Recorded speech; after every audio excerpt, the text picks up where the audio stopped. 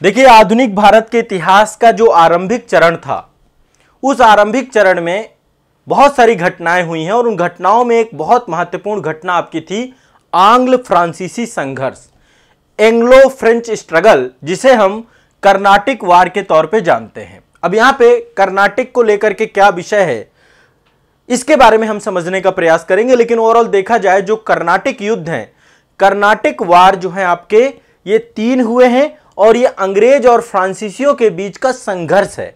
ठीक है, तो आज के सेशन में मैं आप सभी को कर्नाटिक वार बहुत आसानी से समझाने जा रहा हूं। बहुत कॉम्प्लिकेटेड है, बच्चों को समझ में नहीं आता है, मैं समझा रहा हूं। पहले मैं आपको याद करा दूंगा, रटवा दूंगा, इसके बाद आपको ये पूरा टॉपिक समझ में आ जाएगा। आज एक मतलब आपके लिए एक बहुत बड़ी व्यवस्था होने वाली है क्लास में। आपको एक पूरा ट्रायंगल समझ में आ जाएगा कर्नाटिक वार का, कि कहां पे जो है हैदराबाद यहां पे जुड़ाव रखता है, कर्नाटक के उत्तराधिकार का क्या मैटर था, फ्रांसीसी किसके साथ थे, अंग्रेज किसके साथ थे। इससे पहले मैं यहां पे एक त्रिकोणीय श्रृंखला बताता हूं। देखिए, जैसे आप क्रिकेट में देखते हैं ना, त्रिकोणीय श्रृंखला होती है, वैसे ही आधुनिक भारत के इतिहास में भी देखने को मिलता है। एक सेंटर थे यूरोपियों में अंग्रेज, बड़े प्लेयर के तौर पे थे। दूसरी तरफ यूरोपीय बहुत सारी कंपनियां थीं। यूरोपियों में यहां पे पुर्तगाली भी थे, पुर्तगालियों के साथ फ्रांसीसी भी थे,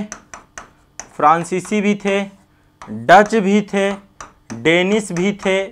ये सारे अन्य यूरोपीय देश थे। एक टीम है ना, एक टीम अंग्रेजों की, एक टीम आपकी यूरोपीय का जो कंपनियां हैं, और एक टीम आपकी भारतीय रियासतें थीं। जो उस समय भारतीय रियासतें है ना, बहुत सारी रियासतें थी अलग अलग। बंगाल था, मराठा थे, मैसूर था, कर्नाटक था, हैदराबाद का निजाम था। ऐसे करके एक इसको बहुत आसानी समझिए। जब ये आए है ना, यूरोपीय कंपनियां भारत आई, तो यूरोपीय कंपनियों में एक जो, अब देखिए, अब ये एक तरीके से क्रिकेट मैच की तरह देखें तो पहले इन्होंने इनको समाप्त किया, अंग्रेजों ने, इनसे क्रिकेट मैच हुआ और ये सब हारते चले गए, कि कोई वांडीवास में हार गया, कोई बेदरा में हार गया, है ना। वांडीवास का युद्ध हुआ था 1760 में, उसमें जो है फ्रांसीसी पराजित हो गए।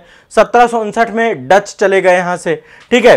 पुर्तगाली भी धीरे धीरे बाहर हो गए, डेनिश भी बाहर हो गए। तो अंग्रेजों ने पहले तो इनको समाप्त किया, फिर धीरे धीरे इनसे मैच चालू हुआ और इनको भी समाप्त किया, और यहां पे कर लिया कब्जा और 200 साल तक किया शासन।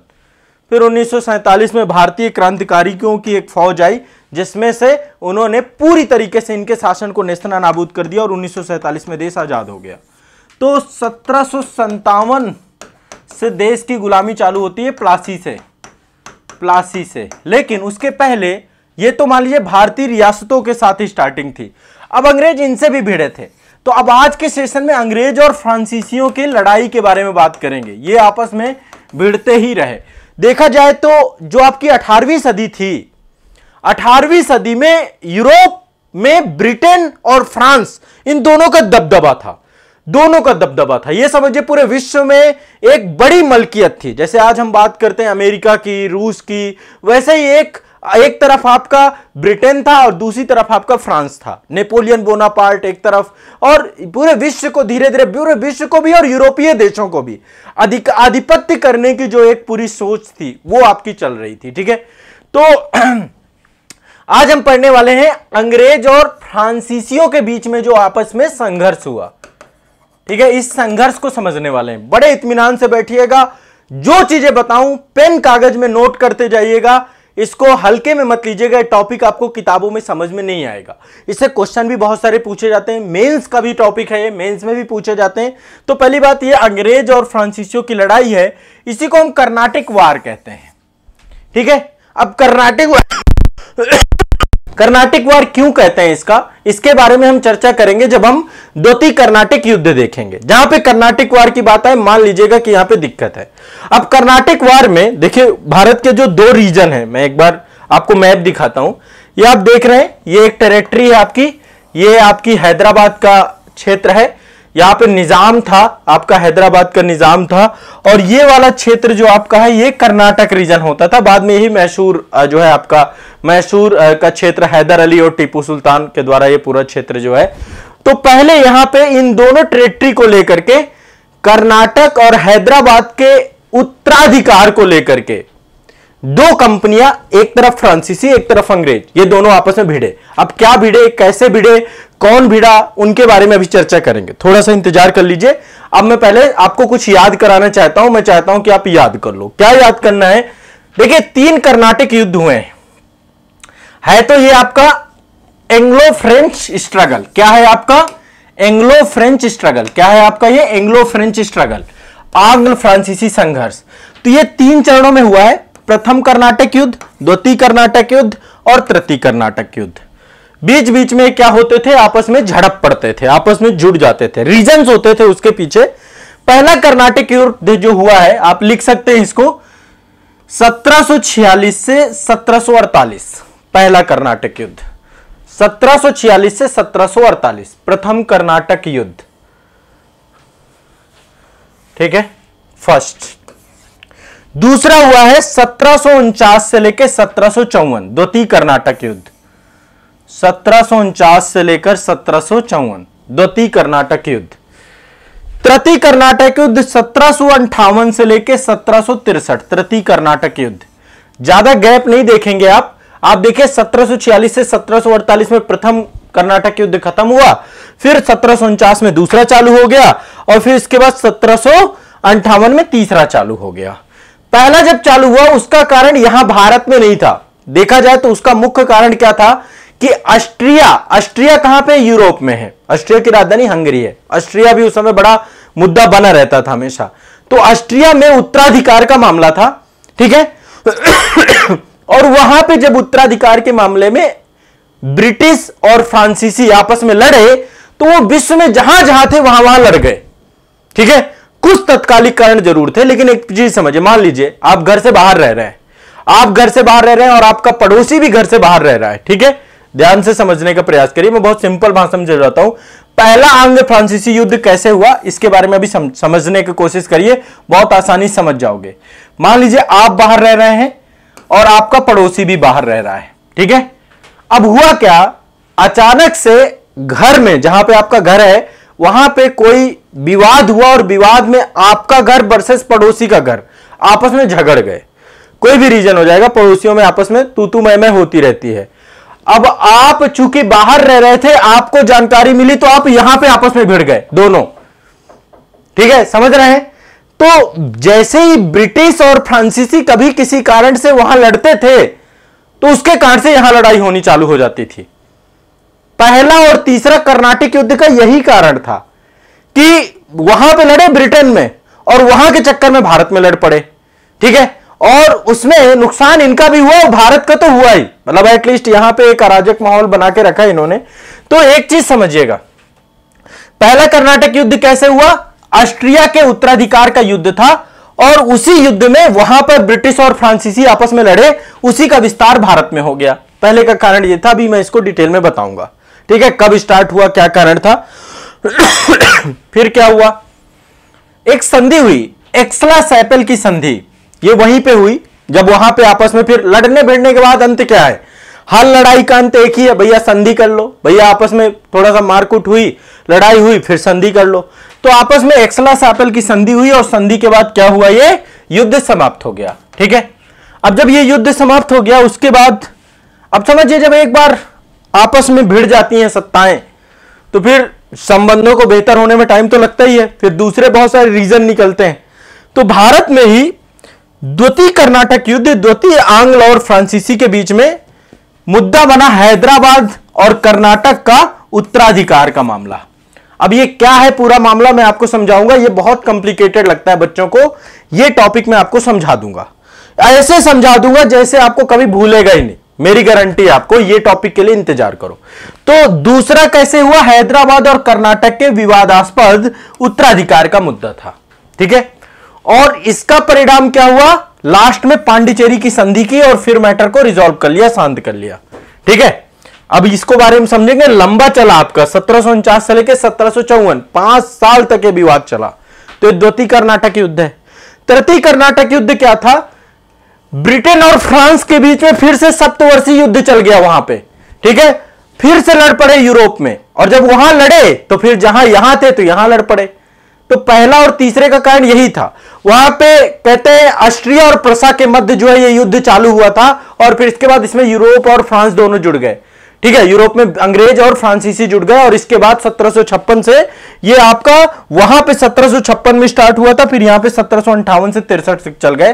फिर इसके बाद पेरिस की संधि हुई, और पेरिस की संधि से यह युद्ध समाप्त हुआ। तो पहले तो ये तीनों आप रट लो।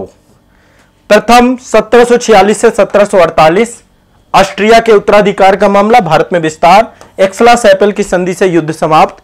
द्वितीय कर्नाटक युद्ध 1749 से 1754, हैदराबाद और कर्नाटक के बीच में विवादास्पद उत्तराधिकार का मुद्दा, और यह पांडिचेरी की संधि से समाप्त।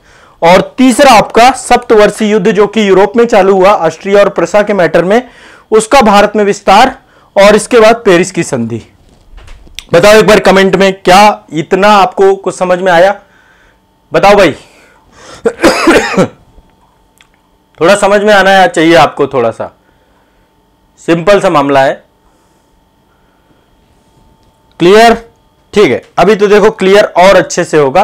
अब क्लियर एक एक करते हैं। सबसे पहले चलते हैं फर्स्ट कर्नाटिक वार में, कि फर्स्ट कर्नाटिक वार क्या था और कैसे जो है ये पूरा का पूरा कर्नाटिक वार शुरू हुआ, कैसे कैसे ये कर्नाटिक वार हुआ। देखिए, अब थोड़ा सा मैं यहां पे थोड़ा सा स्टोरी टेलिंग करूंगा, आप ध्यान से स्टोरी को समझना है। 1740, देखिए पहला कर्नाटिक वार आपका चालू हुआ 1746 में। कब चालू हुआ? 1746 से 1748, ये भारत में स्टार्टिंग हुई। लेकिन इससे पहले चलते हैं, यूरोप में एक घटना घटती है 1740 में। 1740 में ऑस्ट्रिया एक देश है आपका, यूरोप का ही देश है, आप सभी जानते होंगे। तो ऑस्ट्रिया में उत्तराधिकार के मामले को लेकर के युद्ध प्रारंभ हो जाता है, और उसमें फिर आपको पता है कि ये पावर्स इन्वॉल्व हो गई।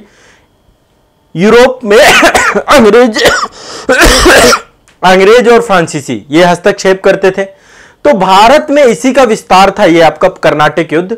अब देखिए, ये तो हम बात कह रहे हैं कि भाई वहां पर युद्ध चालू हो गया, लेकिन ऐसा नहीं कि अचानक से, जब कभी कोई कारण ढूंढा जाता है युद्ध को लेकर के, तो यहां पे कारण बना।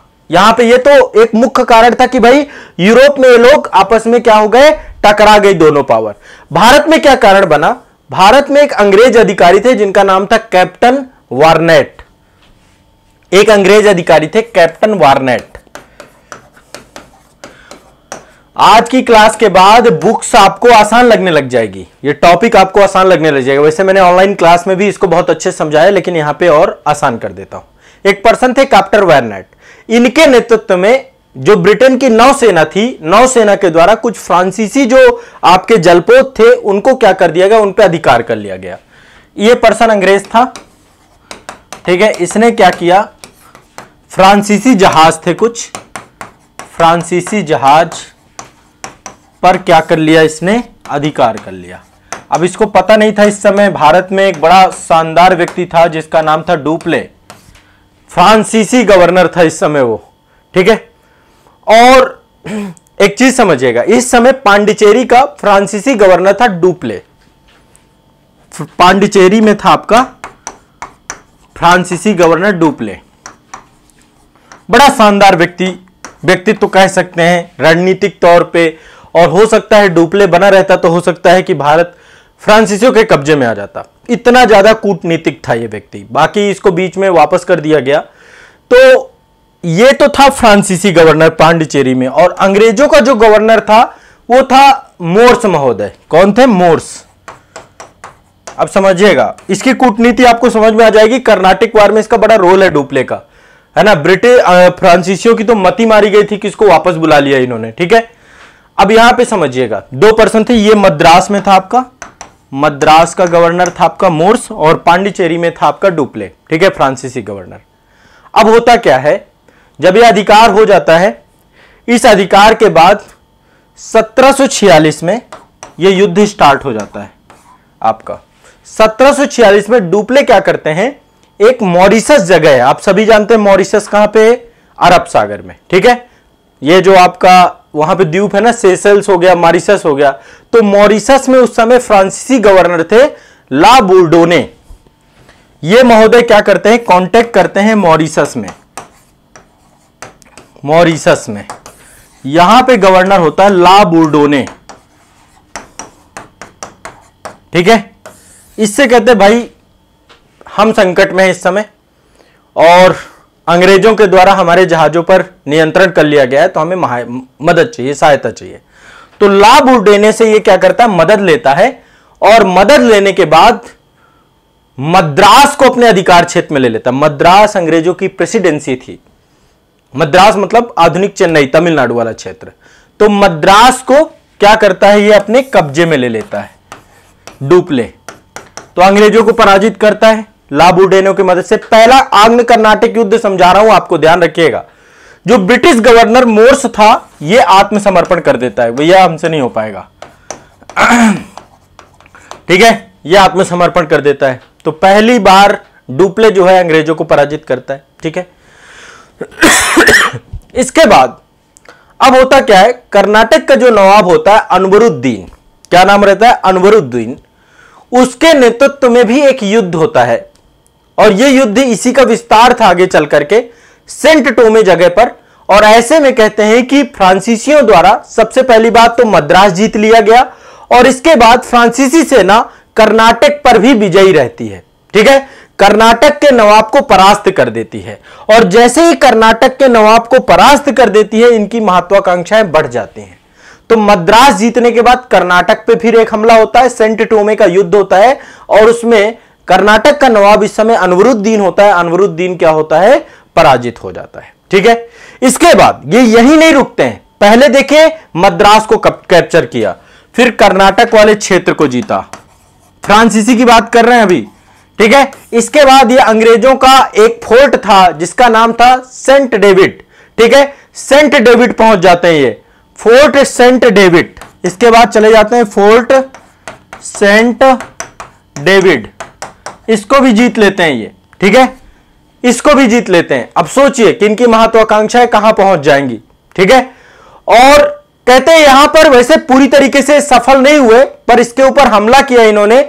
इसी दौरान कहते हैं अंग्रेजों ने पांडिचेरी में घेरा डाल दिया, लेकिन अंग्रेज भी सफल नहीं हो पाए। यहां पे हमला करते हैं, यहां पर फ्रांसीसी काफी हद तक सफल नहीं हो पाते हैं, लेकिन पांडिचेरी पर अंग्रेजों के द्वारा हमला किया जाता है, वो भी सफल नहीं हो पाते हैं। लेकिन इसी दौरान ब्रिटेन में ऑस्ट्रिया के उत्तराधिकार का मामला क्या होता है, शांत हो जाता है। ऑस्ट्रिया का उत्तराधिकार का मामला समाप्त हो जाता है 1748 में, और वहां पे एक्सला सैपल की संधि होती है, एक्सला सैपल की संधि होती है, सैपल की संधि होती है। और इस संधि के कारण से क्या होता है, पहला आंग्ल कर्नाटक युद्ध आपकी समाप्त हो जाती है। एक्साला सौपेल संधि होती है, ठीक है। और इसके बाद इस संधि के कारण से मद्रास अंग्रेजों को पुनः वापस कर दिया जाता है, ठीक है, जो जीते हुए क्षेत्र थे फिर वापस लौट जाते हैं। तो देखा जाए तो इस पूरे युद्ध में, जब ये पूरा युद्ध हुआ, तो अंग्रेज और आपके ये जो मैंने त्रिकोणीय श्रृंखला बताई, अंग्रेज और फ्रांसीसी तो बराबरी पर रहे, क्योंकि जो कुछ भी उन्होंने हारा फिर से उनको वापस मिल जाता है संधि के माध्यम से। लेकिन इस युद्ध से कर्नाटक के नवाब को सबसे ज्यादा घाटा हुआ, क्योंकि भारतीयों की पोल खिल गई। भारतीयों, पहला मौका था जब अंग्रेजों ने या यूरोपियों ने भारतीय साम्राज्य को पराजित कर दिया, और यहीं से फ्रांसीसियों को भारत में साम्राज्य करने का उन्होंने निश्चय किया कि हम भारत के आधिपत्य को, क्योंकि उन्होंने भारतीयों को पराजित किया, तो डुप्ले ने कहा कि अब मैं पूरे भारत को कब्जा करूंगा, एक एक करके चीजों को जिताऊंगा। तो यहां पर देखा जाए तो फ्रांसीसी नौसेना अंग्रेजी नौसेना के आगे काफी ज्यादा बहुत बेहतरीन साबित हुई, और अंग्रेजों को भी लगा कि उनको एक बहुत शानदार नौसेना भारत में रखनी चाहिए। तो इसमें ज्यादा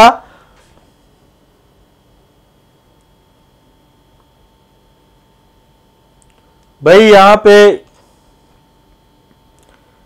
पढ़ाई करें आप लोग थोड़ा सा, ठीक है, पढ़ाई करें, अन्यथा की स्थिति में संस्थान के द्वारा आपको ब्लैक लिस्टेड कर दिया जाएगा, उससे फिर क्या फायदा होगा, ठीक है। चलिए पढ़ाई करो आप लोग।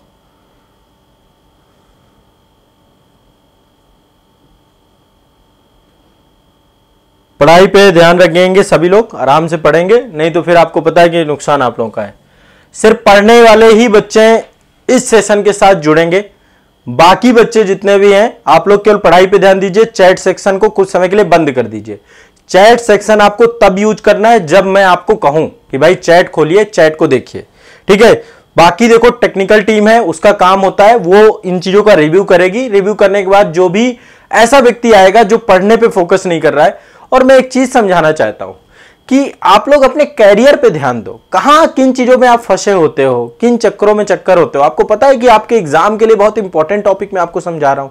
ये टॉपिक आपके लिए जरूरी है कि यहां पे आपस में ये अनावश्यक डिस्कशन करना जरूरी है। आपका 1 मिनट का भी महत्व यदि आप अपना नहीं समझते हो तो मतलब लानत है आप में। आप सोच नहीं सकते, आप अपने 1 मिनट की कीमत नहीं समझते हो, 1 घंटे की कीमत नहीं समझते, 1 दिन की कीमत नहीं समझते, तो आप 1 साल की कीमत क्या समझोगे। आपको पता भी है कि आपके माता पिता किस खून पसीने के साथ पैसे देकर के आपको पढ़ा रहे हैं। आप सोचिए, कभी जाकर उनसे पूछिए कि भाई आप मुझे पैसा दे रहे हैं तो कैसे, किस स्थिति में कमा के आप ला रहे हैं। जो भी लोग नॉन सीरियस है ना, या तो आप अफवाह फैला रहे हैं कि आप आईएएस पीसीएस की तैयारी कर रहे हैं। मैं यहां पे बहुत गंभीरता, देखो बहुत सारी बातें मेरी कटु लग जाएंगी आपको, बट मैं बहुत गंभीरता से बात करता हूं कि या तो बहुत सारी चीजें आपको ऐसा लग रहा है कि अरे सब हंसी मजाक में निकल जाएगा, अरे ऐसे एग्जाम है, कुछ नहीं है, ये नहीं है, वो नहीं है। वैसे मेरी क्लास में बहुत सिंसियर बच्चे हैं और मुझे इस बात का गर्व है, प्राउड है कि मेरे स्टूडेंट जितने भी हैं बहुत सिंसियर बच्चे हैं, बहुत मेहनती बच्चे हैं, सिर्फ पढ़ना ही जानते हैं, दूसरा काम उनको नहीं रहता है। लेकिन यहां पर जब मैं कभी देखता हूं, मुझे बहुत अच्छा नहीं लगता, मन में ये लगता है कि यार इतनी मेहनत कर रहे हैं, इतना पढ़ा रहे हैं, इतना सिखा रहे हैं, और कैसे कैसे सोच के लोग हैं। तो यहां पे एक बात ध्यान रखिएगा, जितने भी स्टूडेंट हैं यहां पे मेरे, पहली बात, कोई भी किसी स्टूडेंट के साथ कमेंट सेक्शन में कभी उलझेगा नहीं, कोशिश मत करिएगा इस सेशन में। बाकी आप कहीं और किसी भी एनवायरनमेंट पे रह रहे हो, यह संस्थान एक सकारात्मक मंच है, ध्यान रखिएगा। 7 सालों से इसकी एक डिग्निटी है, एक प्रतिष्ठा है जिसको हमने मेंटेन करके रखा है। और यहां पे कभी भी कोशिश मत करिएगा कोई भी आकर के अनावश्यक चीजों को फैलाए। ठीक है, सोशल मीडिया है, यूट्यूब है, ओपन प्लेटफॉर्म है, आपके पास पावर है, लेकिन आप उसमें कुछ भी नहीं लिख सकते हैं। आप ध्यान रखिएगा इस बात का। पढ़ाई से जुड़ी हुई चीजों को लेकर ही हमें यहां पे जुड़ना है, और उसी बिहेवियर के बच्चे इस संस्था के साथ जुड़े, यह दिमाग में बैठा लीजिएगा। इस चीज को लेकर के मैं शुरू से गंभीर रहा हूं और आगे भी गंभीर हूं, ठीक है। तो मैं क्लास स्टार्ट कर रहा हूं, आगे से मुझे किसी भी बच्चे की इस तरीके की चीजें ना मिले। ये कौन था स्टूडेंट, क्या नाम था इनका, आनंद अयोध्यावासी। बेटा पढ़ाई पे ध्यान दीजिए, ऐसे नहीं करना है, ठीक है। चलिए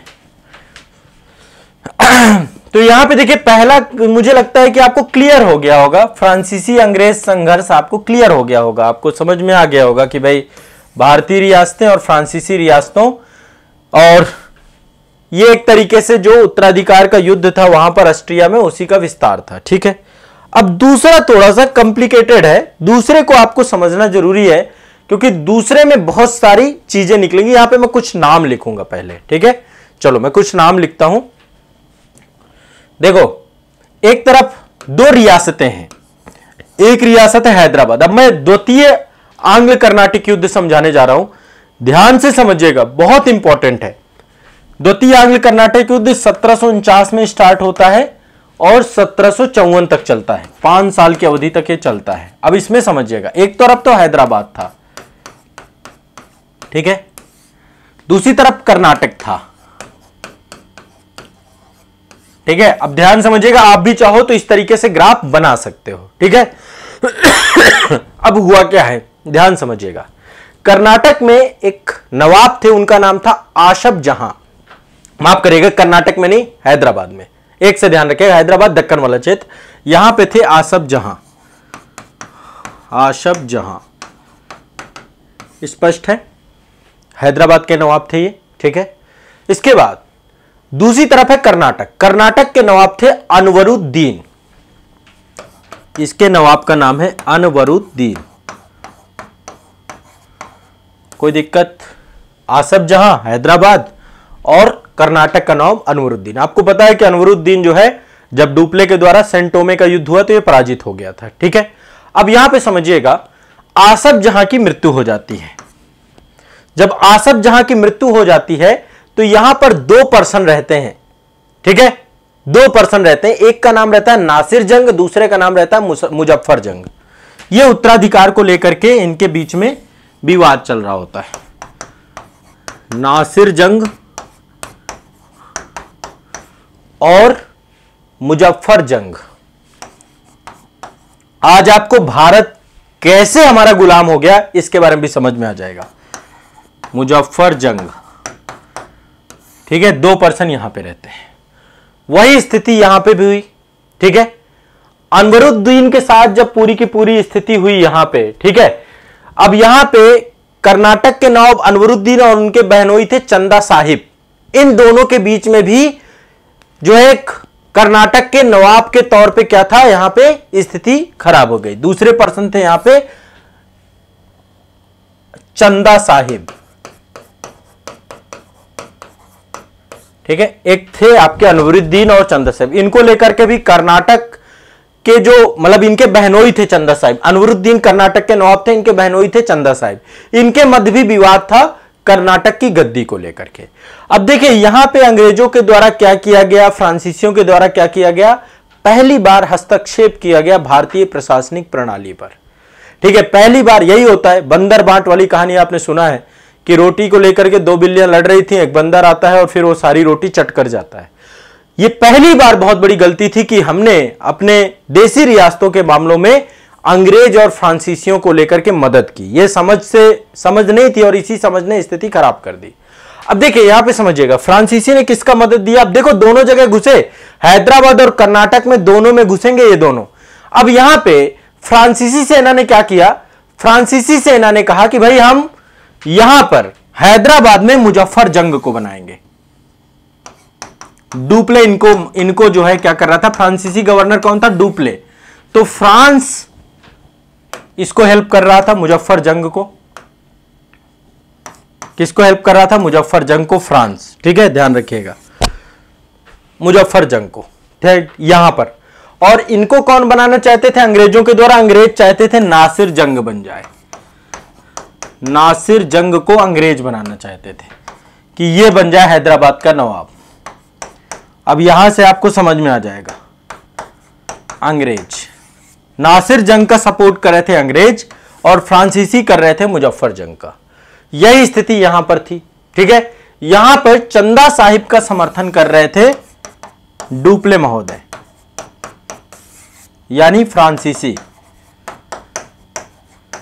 तो सीधी सी बात है, अंग्रेज अपोजिट जाएंगे। अंग्रेज जो है सपोर्ट कर रहे थे अनवरुद्दीन का। अब देखिए, अब निश्चित तौर पे आपको समझ में आ गया होगा मैटर क्या है। उत्तराधिकार का मैटर है यहां पे। कर्नाटक की गद्दी वर्सेस हैदराबाद की गद्दी। इन गद्दियों पर ये 2 व्यक्तियों के बीच में आपस में विवाद और इसका फायदा उठाया फ्रांसीसी और उसने, ठीक है। अब देखिए सबसे पहली बात, मुजफ्फर जंग, चंदा साहिब और फ्रांसीसी सेना, ये तीनों एक साथ हो गए। ध्यान से समझिएगा, मुजफ्फर जंग हैदराबाद से था, ये हैदराबाद का नवाब बनना चाहता था, मुजफ्फर जंग। अब उस समय तो ऐसा था नहीं कि कोई एग्जाम हो, कोई चुनाव हो, सब तलवार के दम पे ही चीजें थी। चंदा साहिब प्लस फ्रांसीसी, एक गुट ये बन गया आपका।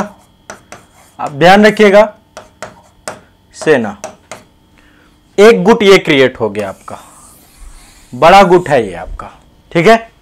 अब इस गुट के द्वारा 1749 में अंबुर नामक स्थान पर एक युद्ध हुआ, अंबुर का युद्ध हुआ आपका, अंबुर का युद्ध। अब ध्यान रखिएगा, इसी से आपको आइडिया लगेगा कि फ्रांस कितना महत्वपूर्ण था। इन्होंने युद्ध किया अनवरुद्दीन के साथ, अनवरुद्दीन के साथ, और अनवरुद्दीन निपटा दिए गए, खत्म कर दिए गए, मार दिए गए, परास्त कर दिए गए। तो अनवरुद्दीन पराजित हुए और उनको मार दिया गया, ठीक है, ठीक है, ध्यान रखिएगा। इसी के बाद ये तो 1749 की घटना है, 1749 डुप्ले भाई साहब। एक बार फिर आप देखिए कि यहां पे अंग्रेज फिर एक बार पराजित हुए, क्योंकि अंग्रेज सपोर्ट कर रहे थे अनवरुद्दीन का। तो चंदा साहिब के दावेदारी तय हो गई, फिक्स हो गई, क्लियर है। अब इसके बाद 1750 में एक फिर युद्ध होता है और उसमें यही गुट के द्वारा नासिर जंग को भी निपटा दिया गया। नासिर जंग ये कहां का उत्तराधिकारी बन रहा था? हैदराबाद का। ये भी परास्त हुआ और इसको भी मार दिया गया, दोनों को मार दिया गया। ठीक है, क्लियर है, स्पष्ट है। अब खुद सोचिए, ये पूरा का पूरा इसका लीडर था डुप्ले। डुप्ले लीड कर रहा था फ्रांसीसी सेना का। फ्रांसीसी सेना जीत गई और मुजफ्फर जंग को दक्कन की सूबेदारी दे दी गई, हैदराबाद की सूबेदारी दे दी गई और कर्नाटक का नवाब बना दिया गया चंदा साहिब को। तो हैदराबाद का नवाब बना आपका मुजफ्फर जंग। मुजफ्फर जंग, ठीक है। कर्नाटक का नवाब कौन बना आपका? चंदा साहिब। अब आप समझ सकते हैं कि अंग्रेजों को मुक्की खानी पड़ी, ठीक है। लेकिन यहां पे मती मारी गई थी इनकी फ्रांसीसियों की कि डुप्ले को वापस बुलाते हैं। फिर ये यहां पे ये फ्रांसीसी सपोर्ट था, फ्रांसीसी सपोर्ट। समझ में आ रही बात? फ्रांसीसी सपोर्ट समझ में आ गया? इतना समझ में आ गया कि नहीं आ गया? इतना समझ में आ गया कि नहीं आ गया? बताओ। फर्स्ट पर्सन है डुप्ले, जिसने सहायक संधि प्रणाली एक तरीके से इंपोर्ट की थी, पहला व्यक्ति डुप्ले, ठीक है। अब यह समझिए कि डुप्ले की राजनीतिक शक्ति पराकाष्ठा में चली गई ये दोनों युद्धों को जीतने को लेकर के। लेकिन इसी युद्ध के दौरान क्या हुआ? धीरे धीरे इनका पराभव भी चालू हो गया। क्यों? अब एक और नए व्यक्ति की एंट्री होती है, रॉबर्ट क्लाइव की। डुप्ले फ्रांसीसी गवर्नर, अब अगला जो है एक अंग्रेजी गवर्नर आता है क्लाइव। आपको पता होगा ये वही व्यक्ति है जिसने पूरा बंगाल जीता, ठीक है। रॉबर्ट क्लाइव, बंगाल का पहला गवर्नर यही बना, क्लाइव, रॉबर्ट क्लाइव।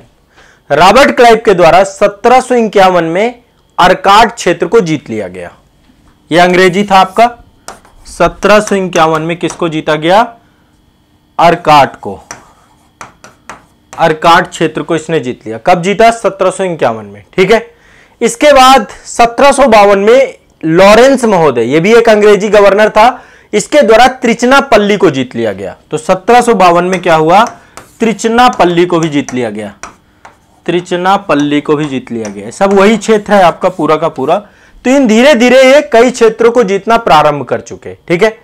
अब यहीं से सबसे बड़ी समस्या क्या थी? जब त्रिचनापल्ली गया, फ्रांसीसियों की हार हो गई यहां पे, तो फ्रांसीसी गवर्नर डुप्ले को देखा जाए तो यहां पे उसका एक बैक फॉरवर्ड देखा जाता है। इसी दौरान अंग्रेजों के द्वारा क्या किया गया? चंदा साहिब की हत्या कर दी गई। चंदा साहिब की अंग्रेजों ने हत्या कर दी। अब समझिए किस लेवल में चीजें चल रही थी। अंग्रेजों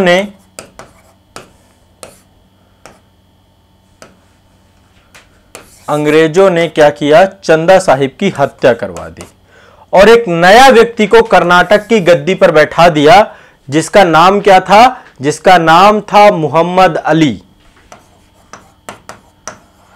पूरी स्टोरी समझना, बहुत आसानी से समझा रहा हूं आपको, ठीक है। और यहीं पे एक गड़बड़ हो गई। फ्रांस ने क्या किया? डुप्ले को वापस बुला लिया, भैया तुम आ जाओ। तो फ्रांसीसियों ने क्या किया? डुप्ले को भारत से वापस बुला लिया। अब सोचिए, जो व्यक्ति ने पूरी की पूरी कहानी रची थी, ये वापस चले गए फ्रांस, डुप्ले महोदय, ठीक है। इनकी जगह पे फ्रांसीसी गवर्नर बन के कौन आया? गोडेहू महोदय, गोडेहू। तो जो चतुरता डुप्ले में थी वो चतुरता इसमें नहीं थी। इसने गलतियां चालू कर दी। सबसे पहला काम क्या किया? भारत आते ही अंग्रेजों के साथ समझौता करने चालू कर दिया इसने, गोडेहू ने। जो एक एग्रेसिवनेस था, जो लगातार डुप्ले जीत रहा था, उन सबको इसने औपचारिक वार्ताओं में चालू कर दिया, समझौतों में चालू कर दिया, इन सब में चालू कर दिया। और अंतोगत्वा इन समझौतों के परिणाम स्वरूप 1755 में पांडिचेरी की संधि होती है और पांडिचेरी की संधि से युद्ध विराम लग जाता है। पांडिचेरी की संधि, युद्ध विराम, ठीक है। अब देखा जाए तो पूरा का पूरा ये युद्ध जो था द्वितीय कर्नाटिक वार, शुरू में तो ये फ्रांसीसियों के दबदबा रहा, लेकिन बाद में अंग्रेज हावी हो गए।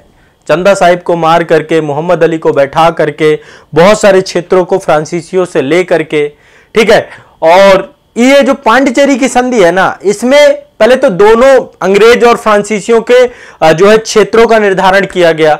यह बोला गया कि भैया हम भारत के राज्यों में किसी भी तरीके से हस्तक्षेप नहीं करेंगे, उनका आंतरिक मामला है। विजित प्रदेशों को वापस कर दिया जाएगा, जितना फ्रांस और वो जीते तो वो वापस कर दिया जाएगा। तो एक तरीके से पांडिचेरी की संधि में देखा जाए तो अंग्रेज फिर हावी ही रहे, आपके पावरफुल ही बन गए। क्या ये समझ में आ गया आपको? ठीक है, मैप में एक बार बता देता हूं मैं, मैप में एक बार आप लोग समझ लीजिए। ये देखिए, ये है आपका, ये पूरा आपका ये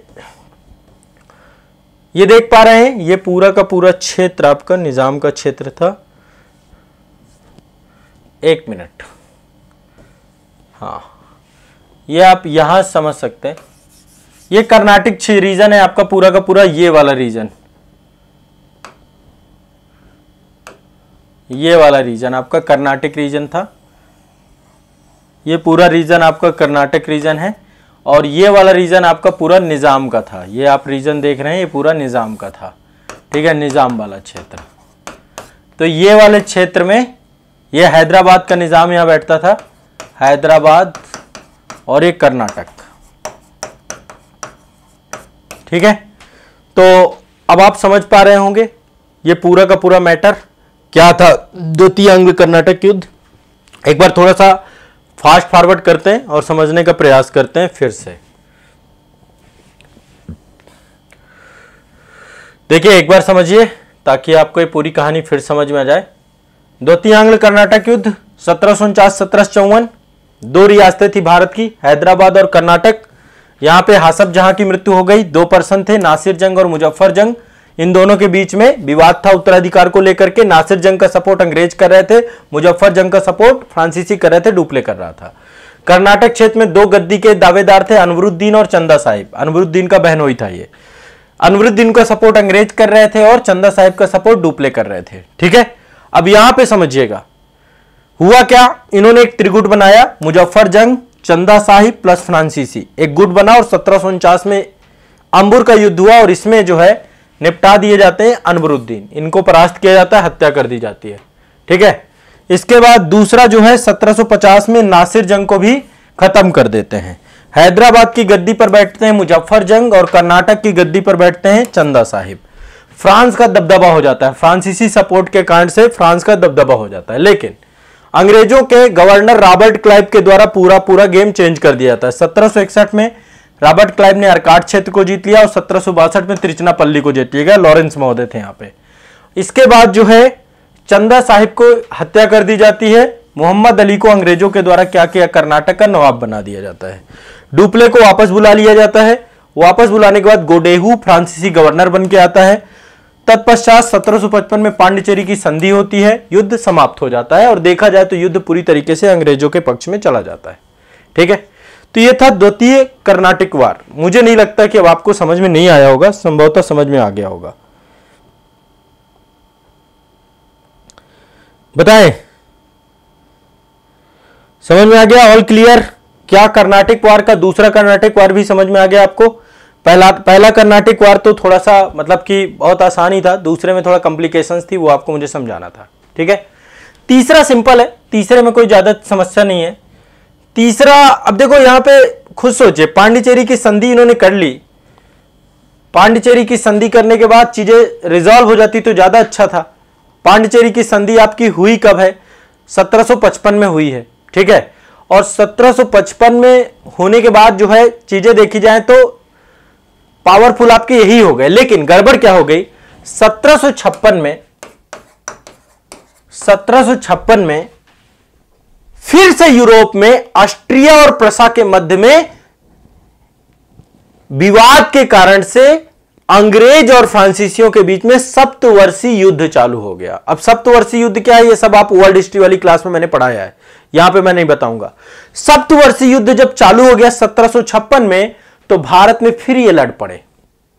ये 1758 से लेकर 1763 तक भारत में लड़े और इसे तृतीय आंग्ल कर्नाटिक वार कहते हैं, थर्ड आंग्ल कर्नाटिक वार कहते हैं। ठीक है, तो सप्तवर्षीय युद्ध का ये विस्तार था।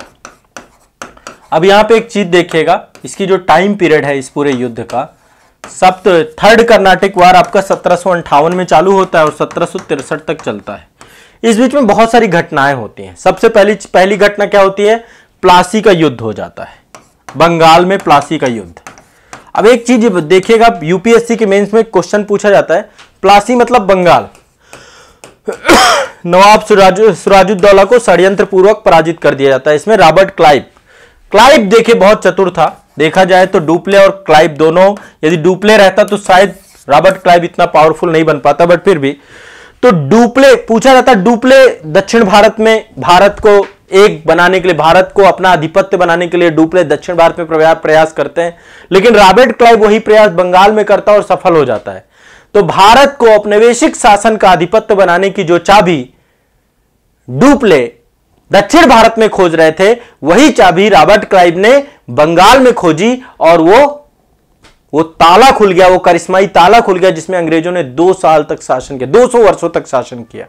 ठीक है, तो प्लासी हो जाता है इसी बीच में। ठीक है, प्लासी से बंगाल अंग्रेज जीत जाते हैं और यहीं पर एक बंगाल क्षेत्र में एक फ्रांसीसी बस्ती थी जिसका नाम था चंद्रनगर पर भी अधिकार कर लेते हैं। ठीक है, ध्यान रखिएगा, चंद्रनगर पर ही ये अधिकार कर लेते हैं। क्लियर है, स्पष्ट है, इतना समझ में आ रहा है? क्लियर है कि नहीं समझ पा रहे हैं? ठीक है, अब समझिएगा ध्यान से। अब देखो इसके बाद क्या हुआ, 1757 में प्लासी जीत लिया गया अंग्रेजों के द्वारा और चंद्रनगर पर अधिकार कर लिया गया। तभी एक फ्रांसीसी गवर्नर था जिसका नाम था काउंट डी लाली। काउंट लाली के द्वारा अब हम तृतीय आंग्ल कर्नाटिक वार में आपको समझाने जा रहा हूं। काउंट डी लाली के द्वारा फोर्ट सेंट डेविड को जीत लिया जाता है। अंग्रेजों का था ये, फोर्ट सेंट डेविड पे अधिकार कर लिया जाता है, ठीक है। इसके बाद मद्रास पे घेरा भी डाल देता है, मद्रास को भी चारों तरफ से घेर लेता है काउंट डी लाली कि भाई अब मद्रास को हम किसी तरीके से पूरी तरीके से जीत लेंगे। अब इसने सोचा कि यार मद्रास को जीतना है तो अकेले नहीं हो पाएगा, तो एक काम करते हैं, हैदराबाद में इस समय बुस्सी महोदय हैं, बुस्सी को यह बुला लेता है। बुस्सी महोदय भी फ्रांसीसी पर्सन है, ठीक है, इसको यह बुला लेता है। और जब बुस्सी को यह बुलाता है तो यहां पे स्थिति बहुत बिगड़ जाती है। कहते हैं बहुत बड़ी भूल थी उसकी। और इसके बाद 1760 में एक पर्सन थे अंग्रेजों के, सर आयरकूट के नेतृत्व में, 1760 में सर आयरकूट के नेतृत्व में अंग्रेजी सेना के द्वारा एक युद्ध लड़ा जाता है, वांडीवास का युद्ध। यह बड़ा निर्णायक युद्ध था, वांडीवास का युद्ध। और वांडीवास के युद्ध में फ्रांसीसी सेना पराजित हो जाती है, ठीक है, वांडीवास के युद्ध में, ठीक है। जो फ्रांसीसी सेनापति होते हैं बुस्सी, इनको क्या किया जाता है, बुस्सी महोदय को कैद कर लिया जाता है, ठीक है, इनको कैद कर लिया जाता है। कैद करने के बाद अब पूरी तरीके से कमजोर हो जाते हैं। जो इनकी स्थिति पहले थी अब वो पूरी तरीके से वांडीवास के युद्ध में खत्म हो जाती है भारत में। इसके बाद 1763 में पेरिस में एक संधि होती है। पेरिस की संधि के बाद भारत में फ्रांसीसी शक्ति पूरी तरीके से समाप्त हो जाती है। उनको सिर्फ 2 चीजें दी जाती हैं, एक तो पांडिचेरी, भारत में पांडिचेरी दे दिया जाता है, आज भी ये पांडिचेरी में फ्रांसीसी बस्तियां हैं, ठीक है। लेकिन ये आपको पता है कि फ्रांस के द्वारा 1954 में ये भारत सरकार को फिर पांडिचेरी मिल जाता है। आज ये यूनियन टेरिटरी है, लेकिन आप पांडिचेरी जाएंगे तो यहाँ पे फ्रेंच बहुत सारे मिल जाएंगे, फ्रेंचवासी। पांडिचेरी और चंद्रनगर ये आपका बंगाल का, ये जो सेटलमेंट थी इनको वापस कर दी जाती है, ठीक है। ये इनको वापस लौटा दिया था किससे, 1763 में हुई पेरिस की संधि से, ठीक है। इस संधि के द्वारा इनको जो है पांडिचेरी और चंद्रनगर वापस लौटा दिया जाता है। इसके बाद इनको बोला जाता है आप भारत में सेना नहीं रख सकते, फ्रांसीसियों को बोल दिया था इस संधि में कि भारत में सेना नहीं रखोगे, ठीक है। और इसी के साथ जैसे ही फ्रांसीसी भारत में कमजोर पड़ते हैं, भारत के लिए ब्रिटिश गुलामी का दरवाजा खुल जाता है और भारत धीरे धीरे धीरे धीरे औपनिवेशिक शोषण से चला आता है। ठीक है, तो यह ध्यान रखिएगा, यह अपने आप में जो है एक बहुत बड़ी घटना थी। तृतीय आंग्ल कर्नाटक युद्ध अंग्रेजों के लिए बहुत पावरफुल। इसके बाद आपको पता है 1764 में बक्सर होता है और बक्सर के बाद पूरा बंगाल अंग्रेजों का हो जाता है। हेक्टर मुनरो के नेतृत्व में मुगल सम्राट पराजित होता है, अवध का नवाब पराजित होता है, बंगाल का नवाब पराजित होता है। तीनों जो बड़ी पावर हैं बक्सर के युद्ध में पराजित हो जाती हैं और भारत। तो देखो, सबसे पहली चीज, फ्रांसीसी पराजित क्यों हो गए, क्या कारण था फ्रांसीसी पराजित हो गए। सबसे पहली चीज, फ्रांसीसियों का यूरोप की राजनीति में उलझना। जैसे ही कोई दिक्कत होती थी तुरंत उलझ जाते थे, नहीं फ्रांसीसी भारत में रहते।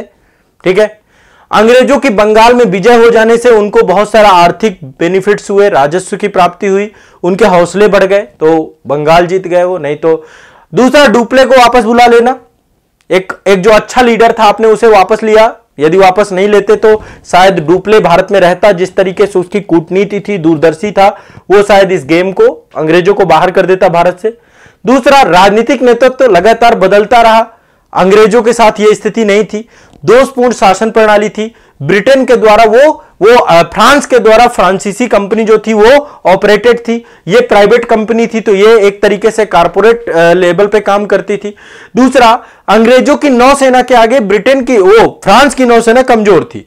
तो ये कई कारण थे, लेकिन एक चीज समझिएगा, तीनों फ्रांसीसी कर्नाटक जो युद्ध हुए आपके, इसमें फ्रांसीसी शक्ति का अंत हो गया पूरी तरीके से, ब्रिटिश साम्राज्य की स्थापना हो गई और फ्रांसीसियों की हार हो गई। बस ये समझ लीजिए, अल्टीमेट ये हुआ। तो यदि हम पूरे उसको कंक्लूजन को देखें तो अंग्रेजों और फ्रांसीसियों का जो औपनिवेशिक झगड़ा था, इस झगड़े में अंग्रेज भाग्यशाली सिद्ध हुए, अंग्रेज जीते और भारत में वो 200 साल तक भारत को आर्थिक तौर पे शोषण किया। तो ये आपका आंग्ल कर्नाटिक वार था। आप मुझे एक बार बताएं, क्या तीनों वार आपको समझ में आए हैं? क्या तीनों वार की आपकी समझ डेवलप हुई है? पहला आंग्ल कर्नाटिक वार ऑस्ट्रिया के उत्तराधिकार के युद्ध में था, एक्सला-सैपल की संधि। दूसरा कर्नाटिक वार हैदराबाद और कर्नाटक के विवादास्पद उत्तराधिकार के मुद्दे पर था, पांडिचेरी की संधि। तीसरा कर्नाटक वार सप्तवर्षीय युद्ध जो हुआ उसके बाद पेरिस की संधि। औपनिवेशिक मतलब बेटा आर्थिक शोषण चालू हो गया, आर्थिक और राजनीतिक नियंत्रण। कल मैंने आपको बताया था कि क्या होता है औपनिवेशिक और क्या होता है आपका साम्राज्यवाद। साम्राज्यवाद मतलब राजनीतिक नियंत्रण, औपनिवेशिक मतलब आर्थिक नियंत्रण। तो औपनिवेशिक मतलब दूसरी सत्ता आकर के आपके देश में राजनीतिक नियंत्रण कर रही है। क्लियर हो गया सभी को? All clear? इतना इंपॉर्टेंट टॉपिक आपका कंप्लीट हो गया। तो आज के लिए इतना ही रखेंगे, ठीक है? आज यही टॉपिक हो पाएगा, बाकी अब हम नेक्स्ट क्लास में अगले टॉपिक्स करेंगे। धीरे धीरे इतने इंपॉर्टेंट और बड़े टॉपिक आपके आसान करने का प्रयास मेरा हमेशा से था, हमेशा से है और आगे भी मैं आपको आसान करता जाऊंगा, ठीक है?